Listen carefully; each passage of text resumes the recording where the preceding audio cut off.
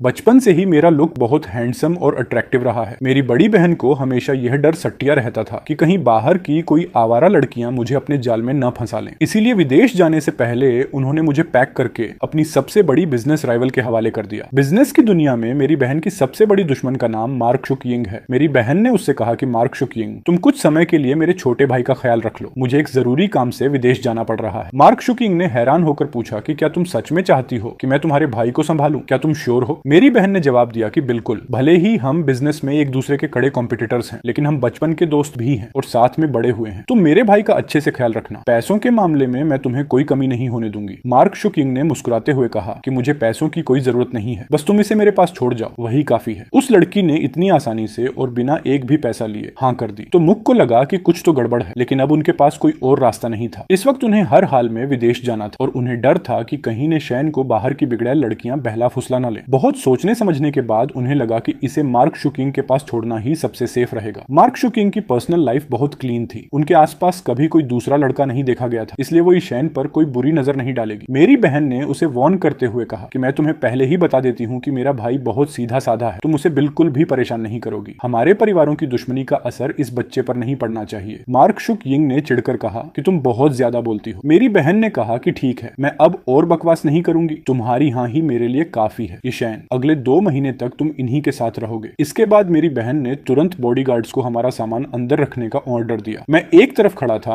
और मेरे मन में बहुत गुस्सा और नाराजगी थी। मेरी बहन भी कमाल करती है, मुझे जबरदस्ती एक अनजान औरत के पास छोड़कर जा रही है। मार्क शुकिंग एक तरफ खड़ी थी और उनके होंठों पर एक गहरी मुस्कान आ गई। उन्हें यकीन नहीं हो रहा था कि जिस लड़के को वो दिन रात याद करती थी वो खुद चलकर बिल्ली के सामने आ गया है। तो मुख ने देखा कि बॉडीगार्ड्स ने सारा सामान शिफ्ट कर दिया है। फिर उन्होंने मार्क शुकिंग की तरफ देखा। मैंने तुम्हारे अकाउंट में 10 मिलियन ट्रांसफर कर दिए हैं, तुम एक बार चेक कर लो। वैसे भी अभी समर वेकेशन चल रहा है, इसलिए इस लड़के पर थोड़ा ज्यादा ध्यान देना। बाहर के लोग इसे अक्सर घूमने फिरने के लिए बुलाते रहते हैं, लेकिन जिन लोगों की नीयत साफ ना हो उन्हें तुम इससे दूर ही रखना। मुझे तुम पर पूरा भरोसा है। तुम उन लोगों जैसी नहीं हो जो गुड लुक्स देखकर पिघल जाते हैं। तुम मेरे भाई को बिल्कुल भी परेशान नहीं करोगी, मुझे पता है। मार्क शुकिंग ने मन ही मन सोचा कि यह कितनी फनी बात है। कोई भी लड़की अपने क्रश के सामने अपनी फीलिंग्स को कैसे छुपा सकती है? जब किस्मत ने खुद उसे मेरे दरवाजे पर ला खड़ा किया है तो मैं इस चांस को इतनी आसानी से हाथ से कैसे जाने दे सकती हूँ? तो मुख ने नीचे झुककर अपनी घड़ी देखी और उनकी आवाज में थोड़ी जल्दबाजी थी। मेरी फ्लाइट का टाइम 12 बजे का है और अब देर हो रही है, तुम प्लीज इसका अच्छे से ख्याल रखना। छोटे भाई, अब मैं चलती हूँ, तुम यहाँ वहां मत भागना। तो मुख ने अपनी आखिरी बात कही और जल्दी से कार में बैठकर चली गई। मैंने कार को दूर जाते हुए देखा और भारी मन से एक ठंडी सांस ली। मैं अब भी ख्यालों में खोया हुआ था कि तभी एक बहुत ही प्यारी और हल्की खुशबू मेरी नाक से टकराई। मैंने अपनी नजरें नीचे की तो सीधे उनकी खूबसूरत और सॉफ्ट आंखों से टकराई, जिसे देखकर मैं कुछ पल के लिए ब्लैंक हो गया। तुम क्या करना चाहती हो? तो शैन ने सोचा कि अगर इस लड़की ने मुझे डांटने या सबक सिखाने की कोशिश की तो मैं तुरंत यहाँ से भाग जाऊंगा। मार्क शुकिंग की नजरें मेरे चेहरे पर टिकी थी और उनकी आवाज बहुत ही अट्रैक्टिव और जादुई लग रही थी। काफी देर हो चुकी है, पहले अंदर चलो। मैंने हड़बड़ाते हुए कहा कि हाँ ठीक है, और मैं थोड़ा साइड हो गया ताकि उन्हें पहले जाने का रास्ता दे सकूं। मुझे इस तरह झिझकते और रुके हुए देखकर मार्क शुकिंग की आवाज थोड़ी सख्त हो गई। क्या बात है? क्या मेरी खूबसूरती ने तुम्हारे पैर जाम कर दिए हैं जो तुम चल नहीं पा रहे? मेरी आवाज में थोड़ा अजीब सा भारीपन था जब मैंने कहा कि तुम पहले चलो। मार्क शुकिंग को मेरे दिमाग में चल रही इन छोटी छोटी बातों का कोई आइडिया नहीं था। उनके दिमाग में बस एक ही बात चल रही थी कि किसी भी कीमत पर लेशैन को यहाँ से भागने नहीं देना है। अब ज्यादा नखरे मत करो और जल्दी से अंदर आओ। उनकी यह बात सुनकर मुझे बहुत बुरा लगा। मैंने उनके पीछे की सड़क की तरफ देखा और मन ही मन कैलकुलेट करने लगा कि यहाँ से भागने के कितने चांसेस हैं। मार्क शुकिंग तुरंत मेरा इरादा भांप गई और उनकी आंखें ठंडी हो गई। तुम्हारी बहन ने तुम्हें मेरे भरोसे छोड़ा है, इसलिए तुम्हारी सेफ्टी की जिम्मेदारी मेरी है। अगर तुम यहाँ से जाना चाहते हो तो तुम्हें तब तक वेट करना होगा जब तक वो खुद तुम्हें लेने नहीं आ जाती। मैंने गुस्से में एक आवाज निकाली और सीधे विला के अंदर चला गया, क्योंकि मैं जानता था कि मैं उनसे जीत नहीं सकता। मुझे अपनी हार माननी ही पड़ी। अगर ये शैन सच में भागने की जिद पर अड़ जाता तो मार्क शुकिंग को भी समझ नहीं आता कि वो क्या करे। मैं लिविंग रूम में गया और सीधे सोफे पर बैठ गया। मेरा कमरा कहाँ है? तभी वहां के स्टाफ ने कहा कि तो यंग मास्टर, आप 2nd फ्लोर पर जाइए, वहां जो पहला कमरा है वही आपका है। मुझे वो कमरा नहीं चाहिए, मुझे वो कमरा चाहिए जिसका फेस गैलरी की तरफ खुलता हो। इसी बीच मार्क शुकिंग भी अंदर आ गई। मैंने तुरंत अपना टोन बदला और बहुत ही पोलाइट आवाज में कहा कि तुमने मेरी बहन से प्रॉमिस किया था कि तुम मेरा अच्छे से ख्याल रखोगी। मैं तो बस अपनी पसंद का एक कमरा मांग रहा हूँ। मार्क शुकिंग ने स्टाफ से कहा कि कोई बात नहीं, मेरा मास्टर बेडरूम खाली करके इन्हें दे दो। यह सुनकर मेरी आंखें फटी की फटी रह गईं। मुझे बिल्कुल अंदाजा नहीं था कि जिस कमरे का नाम मैंने ऐसे ही ले लिया था वो असल में उनका खुद का मास्टर बेडरूम था। मैंने जल्दी से कहा कि रहने दो, मुझे वो नहीं चाहिए, मुझे सच में उसकी जरूरत नहीं है। 3rd फ्लोर पर मुझे कोई भी नॉर्मल सा कमरा दे दो, वो चलेगा। स्टाफ ने कहा कि तो young master, sir, third floor पर कोई बेडरूम नहीं है। मार्क शुकिंग थोड़ा साइड हुई और मेरे लिए पानी का एक ग्लास लेकर आई। इस घर में सिर्फ 2 ही बेडरूम है, तुम दोनों में से कोई भी एक चुन लो, जो भी तुम्हें पसंद हो। बिजनेस की दुनिया में इतनी पावरफुल और कड़क रहने वाली लेडी आज खुद अपने हाथों से मेरे लिए पानी लेकर खड़ी थी। उनका यह रूप उनके उस शांत और खड़ूस रूप से बिल्कुल अलग था जो दुनिया देखती थी। मैं बिल्कुल हैरान होकर उन्हें देखता रहा और अपनी नजरें हटाना ही भूल गया। मार्क शुकिंग को इस तरह लगातार देखने की वजह से थोड़ी शर्मिंदगी महसूस हुई। उन्होंने खुद को नॉर्मल दिखाते हुए पूछा कि क्या मेरे चेहरे पर कुछ लगा है। मैंने कहा कि नहीं, ऐसा कुछ नहीं है। मार्क शुकिंग को लगा कि मैं उनके लुक्स और ब्यूटी से अट्रैक्ट हो गया हूँ, इसलिए वो मन ही मन बहुत खुश हुई। उनका टोन और भी सॉफ्ट हो गया। तो क्या तुमने डिसाइड किया तुम्हें कौन से कमरे में रहना है? मैंने कहा कि कोई भी कमरा चलेगा, तुम ही डिसाइड कर लो। जिस कमरे में तुम सोओगी उसी में मैं भी सो जाऊंगा। मार्क शुकिंग ने मेरी तरफ बहुत ही अजीब और गहरे लुक से देखा और वहां खड़ा स्टाफ भी शॉक रह गया, क्योंकि किसी ने नहीं सोचा था कि मैं ऐसी बात बोल दूंगा। तभी मुझे अपनी गलती का एहसास हुआ और मैंने तुरंत बात को संभालते हुए कहा कि मेरा मतलब है कि जो दूसरा कमरा बचेगा वो मुझे दे देना। मार्क शुकिंग ने मुस्कुराते हुए स्टाफ से कहा कि काफी देर हो चुकी है, गेस्ट रूम को क्लीन करो ताकि यह वहां शिफ्ट हो सके। स्टाफ ने हाँ कहा और वहां से चला गया। मैंने जाते हुए स्टाफ को देखा और थोड़ा झिझकते हुए कहा कि थैंक यू। ये सुनते ही मार्क शुकिंग का चेहरा फिर से गंभीर हो गया। उन्हें मेरा यह फॉर्मल थैंक यू कहना बिल्कुल पसंद नहीं आया और न ही उन्हें हमारे बीच की यह दूरी पसंद थी। ये उन्हें किसी अजनबी की तरह फील करा रहा था। मैंने पानी का एक घूंट पिया ही था कि तभी मेरी पॉकेट में रखा फोन बज उठा। मैंने फोन निकाला और स्क्रीन पर नाम देखकर चुपके से मार्क शुकिंग की तरफ देखा जो वहीं खड़ी थी। ईशैन का इस तरह छुपकर फोन देखना साफ बता रहा था कि वो मुझे नहीं बताना चाहता कि फोन किसका है। मार्क शुकिंग ने नोटिस किया कि मेरे चेहरे पर एक अलग ही खुशी आ गई थी, जिससे उन्हें कुछ गड़बड़ होने का एहसास हुआ। वो तुरंत आगे बढ़ी और मेरे पास सोफे पर बैठ गई। सोफे का वो हिस्सा उनके बैठने से थोड़ा नीचे दब गया। जैसे ही मैंने अपना सिर घुमाया, मेरी आंखें सीधे उनकी आंखों से मिल गईं। तुम किससे बात कर रहे हो? तभी फोन से आवाज आई कि ईशैन, तुम्हारे पास किसी लड़की की आवाज क्यों आ रही है? मैंने अपनी आवाज को धीमा करते हुए एक्सप्लेन किया कि ये मेरी बड़ी बहन की फ्रेंड है। मार्क शुकिंग के सवाल को मैंने पूरी तरह इग्नोर कर दिया और सोफे से उठकर उनसे थोड़ी दूरी बना ली। मार्क शुकिंग की आंखों में एक अजीब सा गुस्सा और शिकायत थी। मैं फोन पर लगातार सफाई दिए जा रहा था। मैं सच में घर पर ही हूँ। ये सिर्फ मेरी बहन की फ्रेंड है, कोई और नहीं है। मार्क शुकिंग की आवाज तो मुख से बिल्कुल अलग थी, इसलिए चूई आसानी से समझ सकती थी। और यहाँ मार्क शुकिंग मुझे इस तरह परेशान होकर सफाई देते देख रही थी, जिससे उनके दिल में जलन होने लगी। उन्होंने जानबूझकर अपनी आवाज को थोड़ा लाउड और रोमांटिक बनाते हुए मुझसे कहा कि गे शैन, बहुत रात हो चुकी है, अब ऊपर चलो और मेरे साथ रेस्ट करो। ये सुनकर मेरी आंखें शौक से बड़ी हो गई। मुझे समझ नहीं आया कि उन्होंने अब भी क्या कह दिया। फोन से चिल्लाने की आवाज आई कि तो शैन, तुम इस वक्त कहाँ हो? तुम किसके साथ रेस्ट करने जा रहे हो? मैंने कहा कि नहीं, ऐसा नहीं है। जैसा तुम सोच रही हो वैसा बिल्कुल नहीं है। तुम गलत समझ रही हो। लेकिन तभी फोन कट गया। मैंने बहुत ही इरिटेट होकर मार्क शुकिंग की तरफ देखा। तुमने अभी वो क्या बकवास की थी? अब सब खराब हो गया। उसने गलत समझ लिया है। उन्होंने पूछा कि क्या गलत समझ लिया? मैंने कहा कि हमारे बारे में, कि हमारे बीच कोई अजीब रिलेशन है। ये बात मेरे मुंह तक आई, लेकिन मैं उसे बोल नहीं पाया और अपना सिर नीचे झुका लिया। मैंने पहले अपनी बहन से सुना था कि इस मार्क शुकिंग नाम की लड़की से पंगा लेना भारी पड़ सकता है। मैं कुछ गलत बोलकर उन्हें नाराज नहीं करना चाहता था, इसलिए मैंने तुरंत टॉपिक चेंज कर दिया। अभी तुमने मुझे ईशैन कहा, जबकि कुछ मिनट पहले तुम मुझे मेरे पूरे नाम से बुला रही थी। उन्होंने पूछा कि क्या मैं तुम्हें इस नाम से नहीं बुला सकती? मैंने कहा कि ऐसा नहीं है, बस थोड़ा अजीब लगता है। मेरी यह बात सुनकर मार्क शुकिंग का मूड अचानक बहुत अच्छा हो गया। क्या वो तुम्हारी गर्लफ्रेंड थी जिसने अभी फोन किया था? मैंने शर्माते हुए अपना चेहरा दूसरी तरफ घुमा लिया और कहा कि नहीं। क्या तुम उसे डेट कर रहे हो? मैंने कहा कि नहीं, ऐसा कुछ नहीं है। उन्होंने कहा कि मुझसे सच बताओ। मैं तुम्हारी बहन से कुछ नहीं कहूंगी। मैं भी देखना चाहती हूँ कि वो कौन सी लड़की है जिसकी इतनी हिम्मत कि वो मेरे इंसान पर नजर डाले। मैंने कहा कि सच में मेरा उसके साथ कोई लव अफेयर नहीं है, हम सिर्फ अच्छे फ्रेंड्स हैं। तुमने मुझसे प्रॉमिस किया है कि तुम मेरी बहन को कुछ नहीं बताओगी, है ना? जब उन्होंने कोई जवाब नहीं दिया तो मैं थोड़ा डर गया और जल्दी से कहा कि मैं ऊपर अपने कमरे में जा रहा हूँ। मैं हड़बड़ाकर खड़ा हुआ और वहां से भागने की कोशिश करने लगा, लेकिन मेरा पैर गलती से उनके घुटने से टकरा गया और उनकी बॉडी की वो खुशबू फिर से मेरे चेहरे पर आ गई। मैंने शौक से उन्हें देखा और वो भी चुपचाप मुझे देखती रही। हम दोनों एक दूसरे के बहुत क्लोज थे और मेरी आवाज में घबराहट साफ फील हो रही थी। मेरा वो मतलब नहीं था, मैं जानबूझकर ऐसा नहीं कर रहा था। मेरी आवाज में एक अजीब सी कपकपाहट थी। मैं इतना बड़ा हो गया था, लेकिन आज तक किसी लड़की के इतने करीब नहीं आया था। मेरा पूरा चेहरा लाल हो गया था। उन्होंने पूछा कि तुमने क्या कहा? मैं जल्दी से उठने की कोशिश करने लगा, लेकिन नर्वसनेस की वजह से मेरा बायां पैर दाहिने पैर में फंस गया और मैं सोफे पर फिर से गिर गया। इस बार मैं सोफे के हैंडल को भी नहीं पकड़ पाया। यह सिचुएशन बहुत ही अजीब और एम्बेरसिंग थी। मैं जैसे तैसे उठा और बिना पीछे देखे वहां से सीधे अपने कमरे की तरफ भाग गया। मार्क शुकिंग ने मुझे भागते हुए देखा और मुस्कुराते हुए कहा कि यह लड़का कितना नासमझ है, इसे तो ठीक से चलना भी नहीं आता। मैंने मन ही मन सोचा कि मैं कोई बेवकूफ नहीं हूँ। मेरी नाराजगी को देखकर मार्क शुकिंग ने एक ठंडी सांस ली और सोचा कि मैं सच में इस लड़के के सामने हार चुकी हूँ। मैं अपने कमरे में गया, शावर लिया और अपने फोन की स्क्रीन को देखते हुए परेशान होने लगा। चूई ने अब मेरे मैसेजेस का रिप्लाई करना भी बंद कर दिया था। अब मैं क्या करूं? मुझे नए बेड पर सोने सोने की आदत नहीं थी, इसलिए मैं पूरी रात करवटें बदलता रहा। बगल के कमरे में मार्क शुकिंग भी पूरी रात सो नहीं पाई थी। उनका मन कर रहा था कि वो चुपके से मेरे कमरे में आए और मुझे बस एक नजर देख लें, लेकिन फिर उन्होंने सोचा कि नहीं, अगर वो जाग गया तो मुझे कोई साइको समझेगा। पूरी रात अपने विचारों से लड़ने के बाद आखिरकार उन्होंने अपना प्लान ड्रॉप कर दिया। अगली सुबह 8:30 बजे मार्क शुकिंग डाइनिंग टेबल पर बैठी थी। ब्रेकफास्ट रेडी था और उनकी नजरें बार बार सेकंड फ्लोर की तरफ जा रही थी। वहां की हेल्पर लियू चाची उनका इशारा समझ गई और बोली कि मैम, क्या मैं ऊपर जाकर यंग मास्टर को ब्रेकफास्ट के लिए बुला लाऊं? मार्क शुकिंग ने बिना कुछ बोले अपनी सहमति दे दी। 10 मिनट बाद मैं अपनी सूजी हुई आंखों और बिखरे बालों के साथ नीचे आया। कॉलेज का कौन सा स्टूडेंट सुबह 8 बजे ब्रेकफास्ट के लिए उठता है भला? उन्होंने पूछा कि क्या कल रात तुम्हें अच्छी नींद नहीं आई? मैंने चिढ़कर कहा कि यह सब तुम्हारी वजह से हुआ है। चुई अब मुझसे बात भी नहीं कर रही है। ये सुनते ही मार्क शुकिंग का चेहरा फिर से ठंडा हो गया। उन्होंने कल रात ही उस लड़की के बारे में सारी इंफॉर्मेशन निकलवा ली थी, जो हाल ही में उनके इस प्यारे लड़के के करीब आने की कोशिश कर रही थी। उन्हें यह सोचकर गुस्सा आ रहा था कि एक मामूली लड़की के लिए यह लड़का पूरी रात सो नहीं पाया। तो क्या हुआ? अगर कल तुमने वो अजीब बात न की होती तो चुई मुझे इग्नोर नहीं करती। मार्क शुकिंग ने अपने कॉफी कप से एक घूंट लिया और अपने गुस्से को कंट्रोल किया। मैं टेबल पर बैठा और धीरे धीरे सूप पीने लगा। फिर मैंने बहुत ही डरते हुए उनसे कहा, क्या तुम आज मेरे साथ चलकर उसे सब कुछ सच सच एक्सप्लेन कर सकती हो? मार्क शुकिंग ने मेरी तरफ एक लुक देखा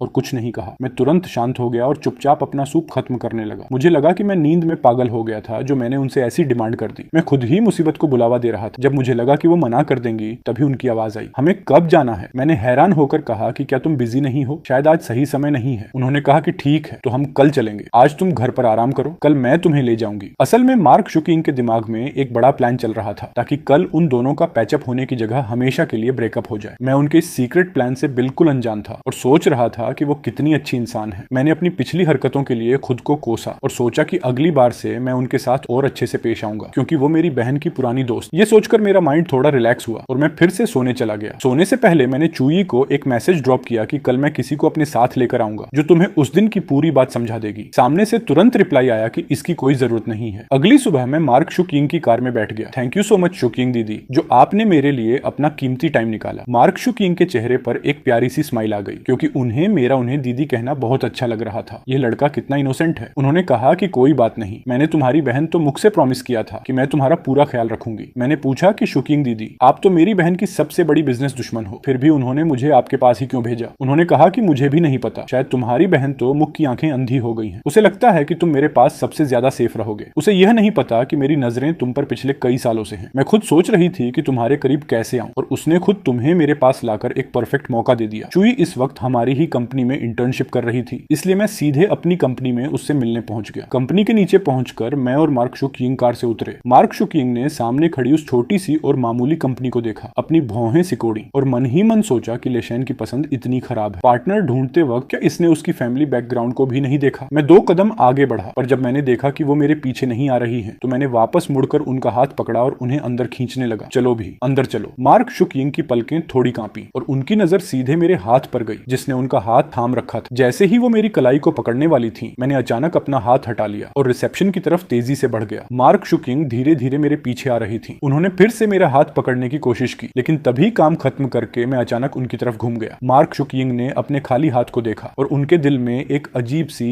अधूरी चाहत रह गई। चलो, कार्ड स्वाइप करके गेट खुला और हम दोनों लिफ्ट में आ गए। मैं बीच बीच में चुपके से उनके चेहरे के एक्सप्रेशंस देख रहा था। अभी कुछ देर पहले वो थोड़ी अपसेट लग रही थी। आखिर क्यों? खैर छोड़ो, अब उन्हें मेरे साथ चलकर सब कुछ अच्छे से एक्सप्लेन करना होगा ताकि आगे कोई और गड़बड़ ना हो। मैंने अपना छोटा सा चेहरा ऊपर उठाया और उनकी तरफ देखा। शुकिंग दीदी, अब अंदर चलकर आपको सब कुछ क्लियर करना होगा। प्लीज कोई और मिसअंडरस्टैंडिंग मत होने देना। मेरी बात खत्म होते ही लिफ्ट का दरवाजा खुल गया। मैं जल्दी से बाहर निकल आया। चुई भले ही एक इंटर्न थी, लेकिन उसे मैनेजर की पोस्ट मिल चुकी थी, इसलिए उसका अपना एक पर्सनल केबिन था। मैंने आसपास देखा, केबिन की लोकेशन कंफर्म की और जब मैं आगे बढ़ा तो देखा कि दरवाजा थोड़ा खुला हुआ। क्या चुई को पता था कि मैं आने वाला हूँ, इसलिए उसने जानबूझकर दरवाजा खुला रखा था? कल तो वो बोल रही थी कि मैं वहां ना आऊं, तो क्या वो बस दिखावा कर रही थी? अच्छा हुआ कि मैं अपनी जिद पर अड़ा रहा। मैंने धीरे से दरवाजा पुश किया। जैसे ही मैं अंदर गया, मुझे कुछ अजीब सी आवाजें सुनाई दी। मैंने सोफे की तरफ देखा। वहां एक लड़का और एक लड़की बहुत करीब थे। उस लड़की की पीठ को मैं इतनी अच्छी तरह जानता था कि उसे पहचानना मुश्किल नहीं था। मैं शौक में एक कदम पीछे हट गया। मेरी आंखें फटी की फटी रह गईं।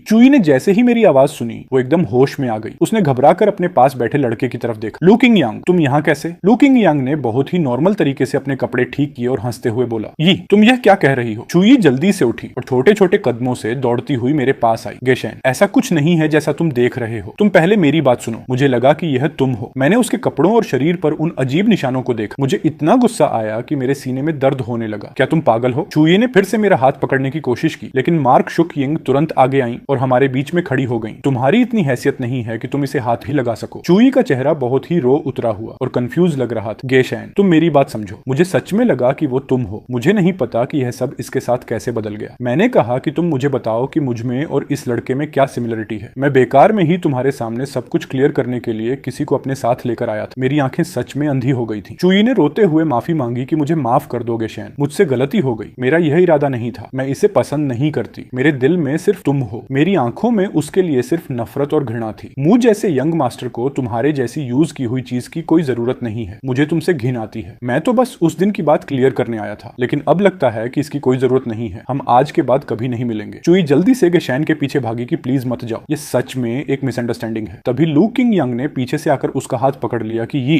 मुझे छोड़कर मत जाओ। लिफ्ट में आते ही मैंने अपना सिर नीचे झुका लिया। मुझे लगा कि मैं अब अपने इमोशंस को कंट्रोल नहीं कर पाऊंगा। वो लड़की जो पहले हर दिन मुझसे इतनी मीठी मीठी बातें करती थी, वो सब कुछ सिर्फ एक झूठ था। मार्क शुक यिंग ने कहा कि अब उदास मत हो। तुम दोनों वैसे भी रिलेशनशिप में नहीं थे, तो वो जो भी करे उसे तुम्हें कोई फर्क नहीं पड़ना चाहिए। तुम्हें उसके लिए अपना दिल दुखाने की जरूरत नहीं है। उनकी यह बात मेरे दिल पर एक चाकू की तरह लगी। मैंने अपना सिर उठाया और बहुत ही दुखी और गुस्से वाली नजरों से उन्हें देखा। तुम यहाँ मेरा मजाक उड़ाने आई थी ना, अब तुम्हें खुशी मिल गई। मेरी बहन ने सच कहा था, तुम्हारी हमारे परिवार से पुरानी दुश्मनी है। उन्होंने कहा कि मेरा वो मतलब नहीं था। मैं तुम्हारा मजाक नहीं उड़ा रही हूँ। मैंने कहा कि मुझे कुछ नहीं सुनना। जैसे ही लिफ्ट का गेट खुला, मैं उन्हें पीछे छोड़कर सीधे बाहर निकल गया। कंपनी से बाहर आकर मैं बिना सोचे समझे सीधे उनकी कार में बैठ गया। जब मुझे एहसास हुआ कि यह उनकी कार है और मैं उतरने ही वाला था, तभी कार के दरवाजे ऑटोमेटिक लॉक हो गए। उनकी पतली और अट्रैक्टिव बॉडी धीरे धीरे मेरे करीब आने लगी। मैंने नर्वस होकर थूक निकला, दीदी तुम क्या करना चाहती हो? मार्क शुक यिंग ने बहुत ही प्यार से मेरी उंगली से मेरे माथे को टच किया और उनकी आवाज बहुत ज्यादा सॉफ्ट थी। उदास मत हो, अभी तो तुम्हारा लव अफेयर शुरू भी नहीं हुआ था और तुमने उसका असली चेहरा देख लिया। यह तो एक अच्छी बात है। मेरा मन बहुत भारी था। मुझे समझ नहीं आ रहा था कि चुई ने ऐसा क्यों किया। हम तो बस एक ऑफिशियल रिलेशनशिप में आने ही वाले थे, फिर ऐसा क्यों हुआ? लेकिन मेरा ईगो मुझे उनके सामने कमजोर नहीं दिखने दे रहा था। मैंने अपना चेहरा दूसरी तरफ घुमाया और अकड़ कर जवाब दिया, वैसे भी वो मेरी पसंद की टाइप नहीं थी। चली गई तो चली गई, मुझे कोई फर्क नहीं पड़ता। मार्क शुक यिंग को साफ पता था कि मैं झूठ बोल रहा हूँ। मैंने चेहरा घुमाकर थोड़ा धमकी भरे टोन में कहा कि तुम इस बारे में मेरी बड़ी बहन को कुछ नहीं बताओगी, याद रखना। मार्क शुक यिंग ने तुरंत हाँ कर दी कि रिलैक्स, मैं कुछ नहीं कहूंगी। मैंने कहा कि तो ड्राइवर से कहो कि मुझे घर छोड़ दे और तुम अपने काम पर जा सकती हो। ठीक है। मार्क शुक यिंग कार से नीचे उतरी और जब तक कार दूर नहीं चली गई वो देखती रही। फिर वो अपनी बेंटले कार की तरफ बढ़ी जो थोड़ी दूरी पर पार्क थी। बेंटले के पास उनका असिस्टेंट लू किंग यांग को 1 मिलियन का चेक दे रहा था। लू किंग यांग ने चेक लिया और वहां से रफू चक्कर हो गया। मार्क शुक यिंग ने लू किंग यांग की तरफ बहुत ही नफरत से देखा और अपने असिस्टेंट से कहा कि इसे देश से बाहर भेज दो। यह लड़का मुझे इस शहर में दोबारा कभी नहीं दिखना चाहिए। मुझे यह सब सोचकर और भी चिढ़ हो रही थी। घर पहुंचते ही मैंने खुद को कमरे में बंद कर लिया, सोफे पर बैठ गया और खिड़की के बाहर खाली नजरों से देखने लगा। मार्क शुक यिंग जब ऑफिस से घर लौटी तो स्टाफ ने उन्हें बताया कि मैंने दोपहर का लंच भी नहीं किया है और खुद को कमरे में लॉक करके बैठा हूँ। ये सुनते ही उन्हें बहुत गुस्सा आया कि यह बेवकूफ लड़का दिन में तो बड़ी बड़ी बातें कर रहा था कि उसे कोई फर्क नहीं पड़ता और अब यहाँ छुपकर देवदास बना बैठा है। उनकी हाई हील्स की आवाज सीढ़ियों से ऊपर आने लगी और फिर मेरे दरवाजे पर एक हल्की सी दस्तक हुई। गेशैन, दरवाजा खोलो। मार्क शुक यिंग की आवाज दरवाजे के पार से आई। जब मैंने कोई रिप्लाई नहीं किया तो उन्होंने आगे कहा कि अगर तुमने दरवाजा नहीं खोला तो मैं सीधे अंदर आ जाऊंगी। उनकी बात खत्म होते ही वो अंदर आ गई। मैंने सिर उठाकर उन्हें देखा। मेरी आंखों में कोई चमक नहीं थी और मैं बहुत ही अकेला और खाली फील कर रहा था। मार्क शुक यिंग का गुस्सा मेरा यह चेहरा देखकर आधा शांत हो गया। तुमने तो कहा था कि तुम्हें कोई परवाह नहीं है, फिर खुद को इस तरह बंद करके भूखे क्यों बैठे हो? मैंने अपने सामने खड़ी उस बेहद खूबसूरत और परफेक्ट औरत को देखा और बहुत ही बेबसी से पूछा कि क्या ऐसा इसीलिए है क्योंकि मैं हैंडसम नहीं हूँ, वरना उसने मेरे बदले उस लड़के को क्यों चुना? मेरे शब्दों में वो इनसिक्योरिटी सुनकर उनकी आवाज में थोड़ी नाराजगी आ गई। वो लड़की कभी तुम्हारे लायक थी ही नहीं। लुक्स और फैमिली स्टेटस के मामले में तुम इससे कहीं ज्यादा बेहतर और परफेक्ट पार्टनर डिजर्व करते हो। उनकी बातों में एक गहरा हिंट था जिसे मैं उस वक्त समझ नहीं पाया क्योंकि मेरा दिमाग सिर्फ उस दुख में डूबा हुआ था। चलो अब नीचे चलो और खाना खाओ। तुम पूरे दिन से भूखे हो, तुम्हारा पेट यह सब कैसे सहेगा? मैंने कहा कि मुझे नहीं खाना। अगर तुम अब भी नहीं उठे तो मैं तुरंत तुम्हारी बड़ी बहन को फोन लगा दूंगी। उनकी यह सीधी धमकी काम कर गई। उनकी इस बात ने मुझे उस दुखी मूड से बाहर निकाला। तुम बहुत क्रूर हो। आखिरकार मुझे हार माननी ही पड़ी। मैंने अपनी चप्पल पहनी और धीरे धीरे नीचे खाना खाने चला गया। मैं डाइनिंग टेबल पर बैठा और बिना मन के बस चम्मच से चावल के दानों को इधर उधर करने लगा। टेबल पर इतनी सारी डिशेज हैं, क्या इनमें से एक भी तुम्हारी पसंद की नहीं है? मैंने अपना सिर उठाए बिना बहुत ही धीमी आवाज में कहा कि मुझे भूख नहीं है। मुझे खुद समझ नहीं आ रहा था कि मुझे खाना पसंद नहीं आ रहा था या मुझे उनका इस तरह मुझ पर हक जताना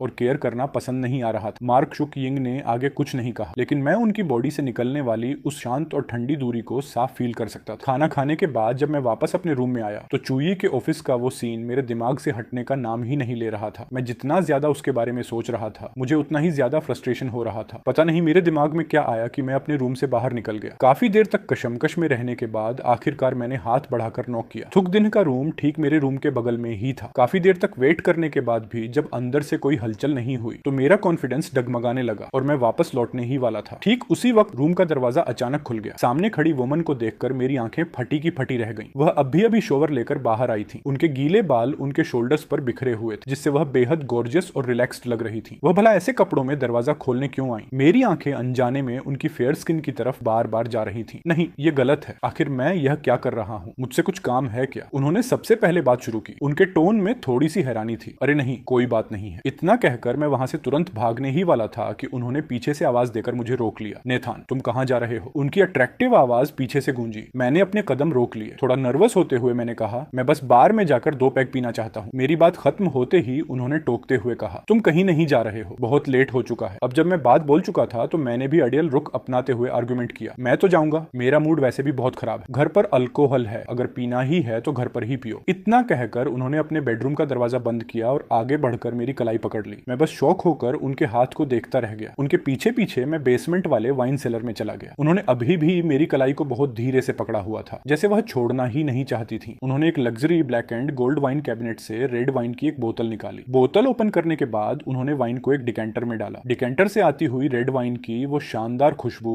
इतनी अच्छी थी कि मैं अपनी लार टपकाने से खुद को रोक नहीं पाया। शायद मैंने लाइफ में पहले कभी वाइन नहीं पी थी। मैंने बस कुछ मौकों पर कॉकटेल के कुछ सिप लिए थे। पास्ट में मेरी सिस्टर हमेशा मुझे रोकने का काम करती थी। वह अक्सर कहती थी कि लड़के जब ड्रिंक करते हैं तो वे शॉर्ट टेम्पर्ड हो जाते हैं और उनका अपने बिहेवियर पर कंट्रोल नहीं रहता। ये सोचते ही मेरे मुंह से अचानक निकल गया, क्या इसे पीने से लोग शॉर्ट टेम्पर्ड और एंग्री हो जाते हैं? मैक थुक दिनह धीरे से मुस्कुराई। तुम्हें यह बात किसने बताई? मेरी सिस्टर ने कहा था, अगर तुम लिमिटेड क्वांटिटी में रेड वाइन पियोगे तो यह तुम्हारी हेल्थ के लिए बहुत अच्छी होती है। तो क्या मुझे बस थोड़ा सा ही पीने को मिलेगा? क्या मैं ज्यादा नहीं पी सकता? मेरी आंखों में तुरंत एक चमक आ गई और मैं खुशबू सूंघने के लिए डिकेंटर को घूरने लगा। क्या अब हम इसे पी सकते हैं? थोड़ा और वेट करो, वाइन को अच्छी तरह से ब्रीथ करने दो, वरना इसका टेस्ट कड़वा लगेगा। मैं तुरंत उदास हो गया। 2 सेकंड बीतने के बाद मैं खुद को रोक नहीं पाया और फिर से जिद करने लगा, क्या अब पी सकते हैं? मैक थुक दिन ने अपनी आंखें उठाई और मुझे देखा। उनकी आंखों में एक प्यारी सी मुस्कान थी। उन्होंने डिकेंटर उठाया और धीरे धीरे एक लॉन्ग स्टेम ग्लास में रेड वाइन डालकर उसे मेरे सामने सरका दिया। नॉर्मली तुम्हारी सिस्टर तुम्हें अल्कोहल को हाथ भी नहीं लगाने देती है ना? मेरे होंठ थोड़े से कांपे, पर मैं अपनी ईगो के चक्कर में सच स्वीकार नहीं करना चाहता था। ऐसा बिल्कुल नहीं है। मेरी सिस्टर मुझे ड्रिंक करने की परमिशन देती है। वह धीरे से हंसी। उन्होंने मेरे झूठ को सबके सामने एक्सपोज नहीं किया। वह घूमकर मेरे बगल वाले हाई बार स्टूल पर बैठ गई। मैंने वाइन का ग्लास उठाया और एक छोटा सा सिप लिया, पर लेते ही मेरा चेहरा अजीब सा बन गया। ये बहुत कड़वी और कसैली थी। इसका टेस्ट बिल्कुल भी अच्छा नहीं था। ये कॉकटेल जितनी टेस्टी नहीं थी। तुम्हें इसकी आदत नहीं है ना? क्यों ना मैं तुम्हारे लिए कुछ फ्रूट जूस ले आऊं? मैंने गुस्से में एक नखरेबाज बच्चे की तरह उन्हें देखा और अपना ईगो दिखाने के लिए एक ही घूंट में पूरा ग्लास खाली कर दिया। वह कड़वा और तीखा टेस्ट मेरे पूरे मुंह में फैल गया। ये वाइन सच में सिर्फ नाम की ही बड़ी थी, काम की नहीं। मैक थुक दिन के खूबसूरत लाल होंठों पर एक मुस्कान आ गई। उन्होंने खुद अपनी वाइन का एक सिप लिया। मुझे दोबारा अपने ग्लास में वाइन डालते देखकर उन्होंने मुझे वार्न किया कि धीरे धीरे पियो, वरना तुम्हें नशा चढ़ जाएगा। मैंने एक हल्की सी आवाज निकाली और सोचा कि मैं कोई आम इंसान नहीं हूं जो इतनी जल्दी हार मान जाऊं। मैंने एक बार फिर पूरा ग्लास एक ही सांस में खाली कर दिया, लेकिन जैसे ही यह दूसरा ग्लास मेरे पेट में गया, मेरा सिर घूमने लगा, मेरी आंखों के सामने धुंधलापन छाने लगा और मेरा पूरा शरीर बार काउंटर पर ढह गया। अब मेरा हिलने का भी मन नहीं कर रहा था। मैक थुक दिन मुस्कुराते हुए अपना सिर हिलाने लगी। वह आराम से अपनी वाइन एंजॉय कर रही थी और धीरे से बुदबुदाई। ऐसा लगता है कि नेथान सच में अपनी सिस्टर के सामने एक सीधे साधे बच्चे की तरह रहते हैं। मैंने धुंधली आंखों से अपना सिर उठाया, उनके चेहरे को ध्यान से देखा और कहा, सिस्टर आप बहुत अच्छी हैं। मैक थुक दिन की आंखों में हैरानी और खुशी का एक मिक्स इमोशन आया। वह मेरे करीब आई और पूछा, क्या सच में ऐसा है? मैंने नशे की हालत में पागलों की तरह अपना सिर हिलाया। ओह गॉड, मेरा सिर अब और भी ज्यादा घूम रहा है। मैं उनके अट्रैक्टिव लाल होंठों को लगातार देख रहा था। तभी मेरे दिमाग में फिर से चुई के ऑफिस का वो सीन आ गया और मेरे दिल में फिर से एक दर्द सा उठा। नशा चढ़ने की वजह से मैं उनके और करीब आ गया। उन्होंने बहुत ही सॉफ्ट और अट्रैक्टिव टोन में मुझसे पूछा, क्या तुम्हें याद है कि मैं कौन हूँ? मैंने अपना सिर हिला दिया। मेरा सिर इतना भारी था कि मैं बस खुद से ही बातें कर रहा था। क्या मैं परफेक्ट नहीं हूँ? वह बेबस दिखी, लेकिन उनकी आवाज में बहुत प्यार था। तुम परफेक्ट हो, बहुत परफेक्ट हो। हमारे नेथान सबसे बेस्ट। मैक थुक दिन लगातार मुझे संभाल रही थी। मैंने अपना चेहरा ठंडे बार काउंटर पर टिका दिया। मेरी आंखें बिल्कुल सुस्त थीं और मैं धीरे से फुसफुसाया, मैं सबसे बेस्ट हूँ। ये ये तो चूई ही है जो मेरे लायक नहीं है। मैक थुक दिन एक तरफ खड़ी होकर मुझे बहुत प्यार से देख रही थी। ये प्यारा सा पिल्ला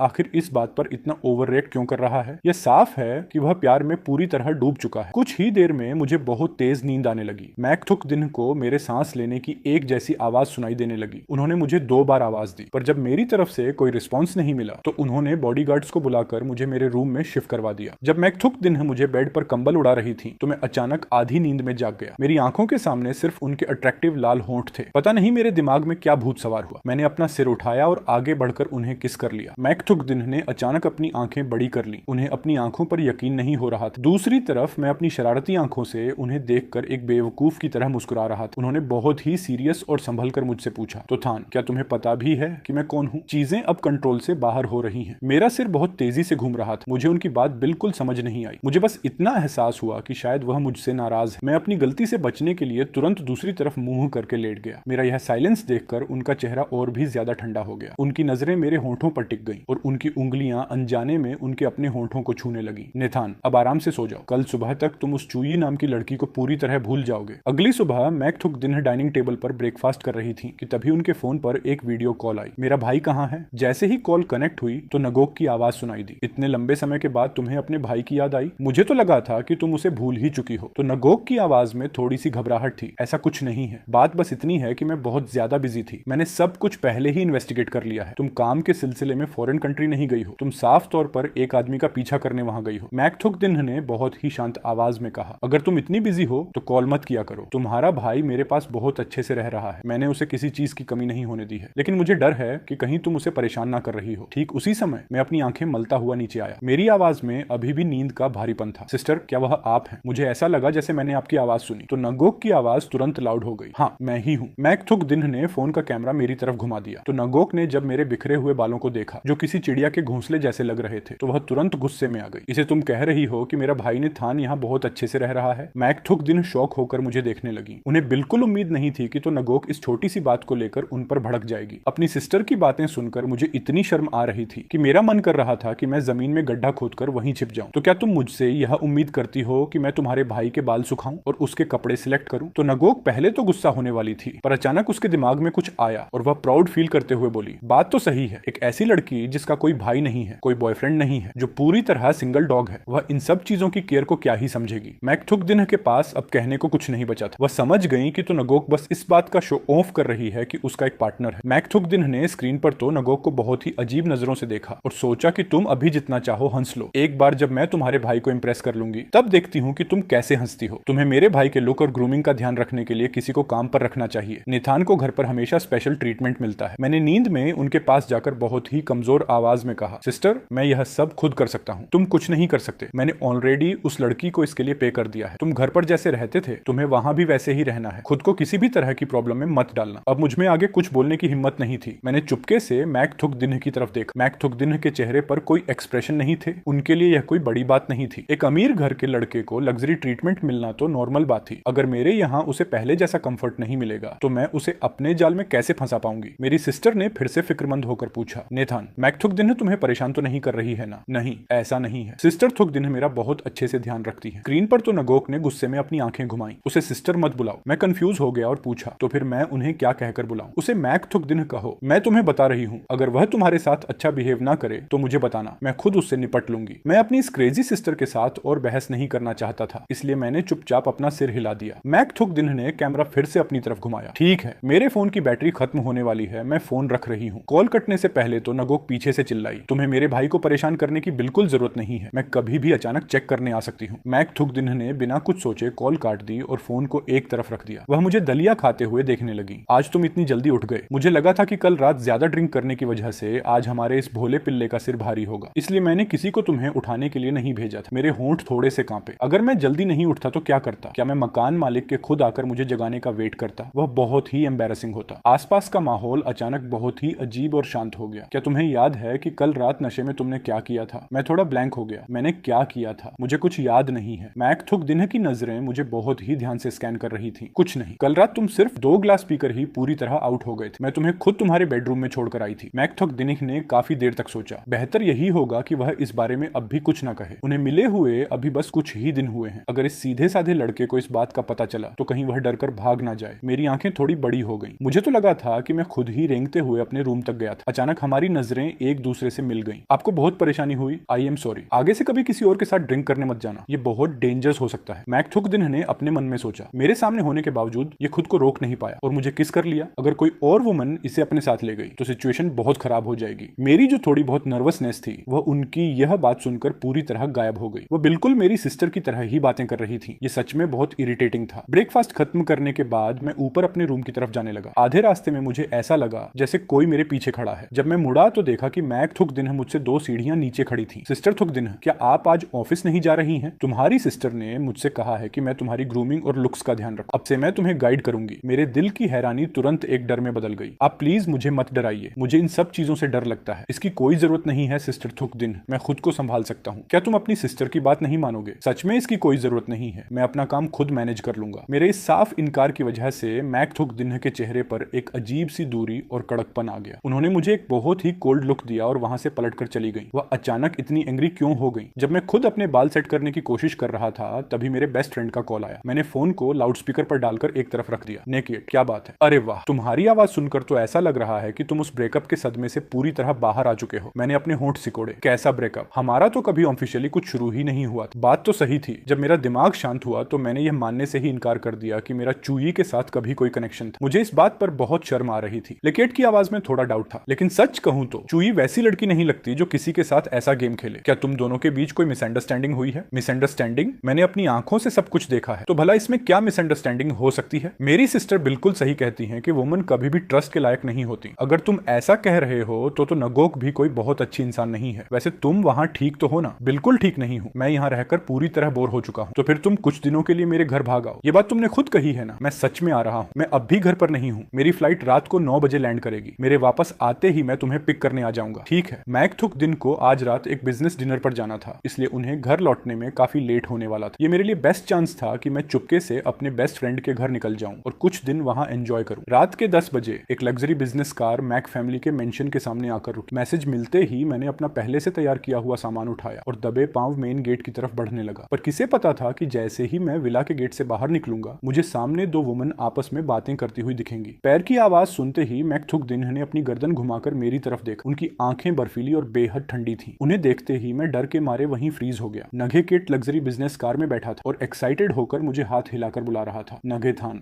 मैंने बस एक बार उसे देखा और फिर तुरंत अपनी नजरें चुरा ली। मोंगाओ ने मुझे ना यकीन होने वाले चेहरे से देखा तो नगोक ने सच में अपने छोटे भाई को इसकी देखरेख में छोड़ दिया। मैक थुक दिन ने कोई जवाब नहीं दिया। इस वक्त उनका मूड बहुत खराब था। ये बेवकूफ पिल्ला मुझे विश क्यों नहीं कर रहा? ये मुझे सिस्टर क्यों नहीं बुला रहा? उन्होंने ठंडी आवाज में पूछा। इतनी रात को तुम बाहर कहाँ जा रहे हो? मैं अनजाने में ही घबरा गया। ये औरत तो मेरी सिस्टर से भी ज्यादा डरावनी है। मैं बाहर घूमने जा रहा हूँ। मैंने कार के अंदर बैठे नगे केट की तरफ देखा, मदद की उम्मीद में। तुम कहीं नहीं जाओगे? क्यों नहीं? बहुत देर हो चुकी है। दिन में जाना ठीक है लेकिन रात को नहीं। मैंने फिर से मोंगाओ की तरफ देखा। सिस्टर मोंगाओ, क्या मैं आपके घर घूमने आ सकता हूँ? वैन मोंगाओ ने अनजाने में ही मैक थुक दिन की तरफ देखा। हालांकि मुझे पता था कि इस ट्रिप का मोटिव तो थान को रिसीव करना है, लेकिन यहाँ मैक थुक दिन खुद प्रेजेंट थी। ऐसे में भला मेरी हिम्मत कैसे होती कि मैं हाँ कह दूं। नेथान, अच्छे बच्चे बनो, बहुत लेट हो गया है। ऐसा करते हैं कि कल तुम नगे केट के साथ बाहर घूमने चले जाना। मैंने कार में बैठे केट को थोड़े मायूस चेहरे से देखा। लेकेट ने गुस्से में अपनी सिस्टर को देखा। मेरी सिस्टर सच में बहुत बुद्धू है। वह मैक थुक दिन को भी हैंडल नहीं कर पाई। मैक थुक दिन ने सीधे वहां से जाने का ऑर्डर दे दिया। आप दोनों अब वापस जा सकते हैं। मैंने और लेकेट ने कार के शीशे के आर पार एक दूसरे को उदास नजरों से देखा। मैक थुक दिन मेरे पास आई और गुस्से में चिल्लाई, क्या देख रहे हो? चलो चुपचाप घर के अंदर चलो। मैंने अपनी नजरें हटाई और बिना मन के अंदर जाने लगा। मैंने अपने मुंह में ही बुदबुदाया, क्या आपका घर समंदर के किनारे है जो यह इतना बड़ा है? ये सब तुम्हारी सिस्टर के इंस्ट्रक्शंस हैं। मैं तुरंत पीछे मुड़ा और अपनी आंखें सिकोड़कर उन्हें देखने लगा। क्या आप मेरी सिस्टर की जानी दुश्मन नहीं है? फिर आप उनकी हर बात इतनी आज्ञाकारी बनकर क्यों मान रही हैं? कहीं ऐसा तो नहीं कि आप मन ही मन उनसे सीक्रेट लव करती हैं? मैं उसे सीक्रेट लव? मैंने अपने दिल में गुस्सा महसूस किया। पक्का इनका दिमाग खराब हो गया है। आपको थोड़ा बोल्ड होना चाहिए, समझे आप? मेरी सिस्टर मुझे जो कुछ भी करने से मना करे, आपको मुझे वही करने के लिए उकसाना चाहिए। तभी तो यह साबित होगा कि आप मेरी सिस्टर की जानी दुश्मन हैं। मैंने अपना हाथ पीछे खींचने की कोशिश की पर मैक थुक दिन ने मेरी कलाई पकड़ ली। आप क्या करने जा रही हैं? मेरी आंखों में डर साफ दिख रहा था। नेथन, क्या तुम मुझे सिखा रहे हो कि मुझे क्या करना चाहिए? मैंने अपनी गर्दन तान कर बात को कवर अप करने की कोशिश। मैंने ऐसा नहीं किया, यह बस एक सजेशन था। मानना या ना मानना आपकी मर्जी है। मैक थुक दिन के चेहरे पर कोई इमोशन नहीं था। उन्होंने बस एक हल्की सी मुस्कान दी। क्या तुम मुझे छोड़कर जाना चाहते हो? मैंने अपने दिल के खिलाफ जाकर झूठ बोला। नहीं तो। मैक थुक दिन ने मन में सोचा, ये प्यारा पिल्ला सच में में झूठ बोलना नहीं जानता। ये अपने थॉट्स को चाहे कितना भी छुपाने की कोशिश करे, पर ये खुद को एक्सपोज कर ही देता है। नेथान, अच्छे बच्चे बनो, मैं तुम्हारे साथ बहुत अच्छे से रहूंगी। उनकी अट्रैक्टिव और मैजिकल आवाज सुनकर मेरे दिल की धड़कन एक पल के लिए रुक गई। सिस्टर थुकदिन, अब से मैं पक्का आपकी हर बात मानूंगा। आप जो कहेंगी मैं वही करूंगा। मैक थुकदिन ने मेरी बात पर थोड़ा डाउट जताया और काफी देर बाद जवाब दिया, अब से हर रात 8 बजे तुम्हारा कर्फ्यू टाइम होगा। फिर थोड़ा सोचते हुए उन्होंने आगे बढ़ा दिया, मौसम ठंडा हो रहा है, इसे बदलकर 7 बजे कर देते हैं। ये सुनते ही मेरे चेहरे की वो छोटी सी मुस्कान तुरंत गायब हो गई। अरे, इस औरत के अंदर तो थोड़ी सी भी इंसानियत नहीं है। मैं अपनी सिस्टर को फोन करके कंप्लेंट करूंगा और बताऊंगा कि आप मुझे टॉर्चर कर रही हैं। मैक थुकदिन ने मुझे वापस जाते हुए देखा और अपना फोन निकालकर तो नगोक को एक मैसेज भेजा, आजकल बाहर बहुत सी बिगड़ैल लड़कियां घूमती रहती हैं, इसलिए कर्फ्यू का यह रूल एक अच्छा आइडिया है। मुझे काम पर जाना होता है, मैं हर वक्त उस पर नजर नहीं रख सकता। अपने रूम में पहुंचकर मैंने तुरंत तो नगोक को कंप्लेंट करने के लिए कॉल किया, पर रिजल्ट बिल्कुल उल्टा रहा। कंप्लेंट तो दूर, मुझे ही उनकी तरफ से एक लंबा लेक्चर सुनना पड़ गया कि मैं उन बिगड़ैल लड़कियों के साथ उठना बैठना बंद कर दूं। मुझे इतना गुस्सा आया कि मैं रात भर सो नहीं पाया। अगली सुबह मैं अंदर भरे गुस्से के साथ सोकर उठा और डाइनिंग टेबल पर जाकर बैठ गया। मैं सामने बैठी उस औरत को घूर रहा था जो अपने फोन में बिजी थी। मैक थुकदिन ने मेरी नजरों की कोई परवाह नहीं की और पीने के लिए कॉफी का कप उठाया। मैं तुरंत अपनी सीट से खड़ा हुआ, उनके हाथ से कॉफी का कप छीना और उसे सीधे फ्लोर पर फेंक दिया। मैंने टेबल पर अपने हाथ टिकाए और चैलेंजिंग लुक में अपनी ठुड्डी ऊपर उठाई। मैक थुकदिन के हाथ पर कॉफी की कुछ बूंदें गिर गईं। पास खड़ी डीलियू ने यह देखा और तुरंत वहां से निकलने का बहाना ढूंढा। बड़ी मालकिन, आप प्लीज थोड़ा वेट कीजिए, मैं अभी आपके लिए दूसरा कप बनाकर लाती हूँ। मैंने मैक थुकदिन की आंखों में देखा और मेरे दिल में एक सिहरन सी दौड़ गई। शिट, ये तो गड़बड़ हो गई। वह सच में बहुत गुस्से में है। मैंने चुपके से उन्हें ऑब्जर्व किया, पर मुझे कुछ अजीब लगा। वह मुझ पर चिल्ला क्यों नहीं रही? अगर वह मुझ पर चिल्लाएंगी नहीं तो मुझे अपनी सिस्टर से कंप्लेंट करके घर वापस जाने का चांस कैसे मिलेगा? क्या उन्हें अभी भी उतना गुस्सा नहीं आया है? ठीक उसी वक्त डीलियू कॉफी का एक नया कप लेकर आई। बड़ी मालकिन को गुस्सा न करते देख वह भी हैरान थी। मैंने तुरंत आगे बढ़कर कॉफी का एक बड़ा सिप ले लिया। ये इतनी कड़वी क्यों है? मैक थुकदिन ने अपना फोन साइड में रखा और आराम से अपनी ठुड्डी पर हाथ रखकर मुझे देखने लगी। मैंने इसे पी लिया है, इतना कहकर मैंने उस कप को गुस्से में टेबल पर पटक दिया। बेचारे हाउस हेल्पर के लिए इसे साफ करना आसान नहीं होने वाला था। मैंने सुना था कि उन्हें ऑब्सेसिव कंपल्सिव डिसऑर्डर यानी सफाई की बीमारी है। अगर मैंने इस कप से एक सिप ले लिया है तो वह इसे दोबारा हाथ भी नहीं लगाएंगी। अचानक मैक थुकदिन ने पूछा, क्या यह टेस्टी है? मैं एक पल के लिए ब्लैंक हो गया, फिर खुद को संभालते हुए जिद में जवाब दिया, हाँ बहुत टेस्टी है। मेरी बात खत्म होते ही उन्होंने कॉफी का कप उठाया और अपने होंठ ठीक उसी जगह पर टिकाए जहां से मैंने सिप लिया था। उन्होंने एक ही बार में पूरी कॉफी खत्म कर दी। मैं शौक होकर अपना मुंह खोले देखता रह गया। पास खड़ी डीलियू का चेहरा ऐसा था जैसे उसने कोई भूत देख लिया हो। मैक थुकदिन ने बहुत ही नॉर्मल टोन में कहा, आज की कॉफी काफी स्वीट है। मैंने अपने मन में बुदबुदाया, इसमें स्वीट जैसा क्या था? क्या इस औरत के टेस्ट बड्स खराब हो चुके हैं? लेकिन पास खड़ी डीलियू इसके पीछे का डीप मीनिंग समझ चुकी थी। मैंने तो पहले ही कहा था, बड़ी मालकिन किसी को भी अपने घर में ऐसे ही रहने की परमिशन नहीं देती। तो यह बात है, ये उनके दिल के बेहद करीब है। मैक थुकदिन खड़ी हुई और जाते जाते कूल टोन में बोली, मैं ऑफिस जा रही हूँ, अगर बाहर घूमने जाना हो तो रात 8 बजे से पहले घर आ जाना। कुछ तो गड़बड़ है। मेरी सिस्टर ने तो साफ कहा था कि उन्हें सफाई की बीमारी है। क्या मेरी इन्फॉर्मेशन ही गलत थी? मुझे इस तरह ब्लैंक देखकर मैक थुकदिन जाने के लिए मुड़ी। सिस्टर थुकदिन। मैक थुकदिन के कदम वहीं रुक गए। उनकी नजरें सीधे मेरे हाथ पर गईं जिससे मैंने उनका हाथ पकड़ रखा था। ओह, ये प्यारा सा बुद्धू पिल्ला आज खुद आगे बढ़कर मुझसे क्लोज होने की कोशिश कर रहा है। मैंने बहुत ही उम्मीद भरी नजरों से उन्हें देखा। सिस्टर थुकदिन, प्लीज मुझे भी अपने साथ ऑफिस ले चलिए। क्या तुम श्योर हो? मैं पूरी तरह श्योर हूँ। मैं पूरे दिल से आपके साथ चलना चाहता हूँ। मैंने डिसाइड कर लिया था। मैं साये की तरह उनके साथ चिपका रहूंगा ताकि वह मुझसे इरिटेट हो जाए और मुझसे नफरत करने लगे। मैक थुकदिन ने खुशी खुशी अपना सिर हिलाया। ठीक है, चलो। मेरे दिल में एक विनर वाली फीलिंग आई। इस तरह मैं शान से उनके साथ उनकी मेबैक कार में बैठ गया। मैंने अपनी सिस्टर को कंफर्म करने के लिए कई मैसेज भेजे। मैक थुकदिन को ऐसे मर्द बिल्कुल पसंद नहीं थे जो चालाक और डिस्टेंस मेंटेन करना न जानते हो। मैंने अपना फोन साइड में रखा और बहुत ही कैजुअली अपना हाथ उनके शोल्डर पर रख दिया। मैक थुकदिन की आंखें बहुत ही सॉफ्ट और लविंग इमोशंस से भरी हुई थी। ये प्यारा पिल्ला आज इतना एक्टिव कैसे हो गया? वो बहुत ही नेचुरल तरीके से अपना सिर मेरे शोल्डर पर टिकाकर बैठ गई। मैं पूरी तरह फ्रीज हो गया। इसका क्या मतलब है? वह अपना सिर मेरे शोल्डर पर क्यों रख रही है? उन्हें तो मेरा हाथ झटक देना चाहिए था ना। मैं कुछ देर कशमकश में रहा, फिर नर्वस होते हुए पूछा, सिस्टर थुकदिन, क्या आप मुझे खुद से दूर नहीं करेंगी? मैक थुकदिन धीरे से हंसी। मैं तुम्हें दूर क्यों करूं? हमारे नेथान आखिर इतने प्यारे और सीधे जो हैं। मेरे चेहरे के एक्सप्रेशंस और भी अजीब हो गए। मैं उनके परिवार का हिस्सा कब से बन गया? जैसे ही मैं अपना हाथ पीछे खींचने वाला था, उन्होंने अपना हाथ मेरी पीठ के पीछे से घुमाया और मेरी वेस्ट को टाइटली हग कर लिया। मेरे चेहरे पर एक ऐसी फीलिंग थी